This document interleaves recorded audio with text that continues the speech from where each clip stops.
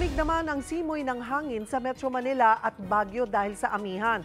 Pero sabi ng Pag-asa, may ilalamig pa yan. Para bigyan ng mukha ang balita, Mobile Journal, Francis Orso.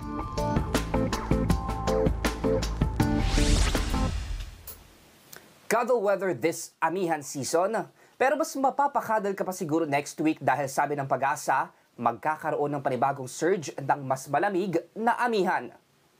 Naitala nitong January 14 ang pinakamalamig na temperatura sa Metro Manila na bumaba ng 20.2 degrees Celsius. Habang sa summer capital of the Philippines, ang Baguio City bumaba ng 12.1 degrees Celsius. Ayon sa Pag-asa, posibleng mas lalamig pa dahil sa nakikitang paglakas ng amihan sa susunod na linggo. Kaya planuhin ng maigi ang pamamasyal sa malalamig na lugar. Pero bago raw mangyari yan, hihina muna ang El Nino hanggang sa darating na weekend. By Monday, may another surge. So, ibig sabihin po nun, mag-start po ulit yun sa Northern Luzon, pababa po ulit. So ngayon kasi umaabot yung amihan natin hanggang Visayas. Pero teka, bakit kung kailan may nakakaapekto sa mainit na panahon dahil sa El Nino, saka naman lumalakas ang amihan? Paliwanag ng Pag-asa, magkaiba raw kasi ang weather system na amihan o northeast monsoon sa climate pattern o pagbabago sa klima bunsod ng El Nino. So, yung amihan po natin, yan po yung kumbaga po malamig na hangin, nanggagaling po ito dun sa may Siberia area. So winter season po ngayon doon.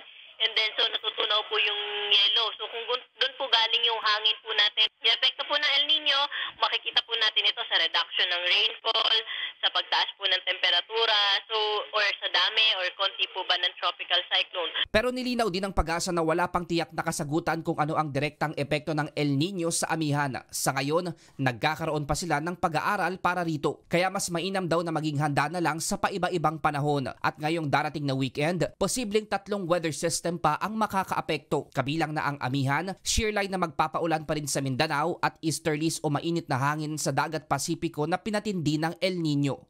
Parehong magtatagal ang peak ng amihan at strong El Nino sa buwan ng Pebrero. Kaya ngayong pabago-bago ang panahon, magdoble ingat, stay hydrated at magtipid ng tubig bilang tugon sa El Nino habang nagpapalakas naman ang resistensya para labanan ng flu-like illnesses na karaniwan sa panahon ng amihan.